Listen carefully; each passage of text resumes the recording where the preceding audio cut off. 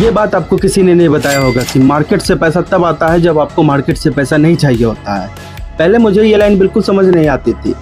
जब मेरे पास कोई सेकेंडरी सोर्स ऑफ इनकम नहीं था, तब मैं हर ट्रेड में प्रॉफिट खोजता था, क्योंकि मुझे तो अपने रिचार्ज और नेट के बिल का खर्चा निकालना होता था, मुझे अपने फास्ट फूड और कपड़े का भी खर्चा निकालना होता था।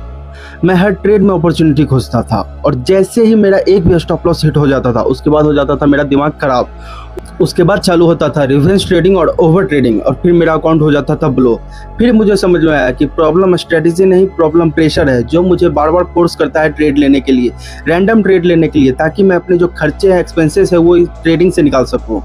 और जब से मैंने अपना secondary source of income create किया है, तब से मेरी ट्रेडिंग बहुत ही सही हो गई है।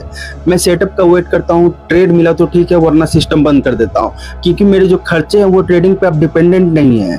ट्रेडिंग तब सबसे अच्छी चलती है जब आपकी जो एक्सपेंसेस है वो ट्रेडिंग पे डिपेंडेंट नहीं होती है। इसलिए जब आपके सेकेंडरी सोर्स ऑफ इनकम नहीं होता है तो आप एक बहुत प्रेशर में आ जाते हो, प्रॉफिट क्रिएट करना ही है।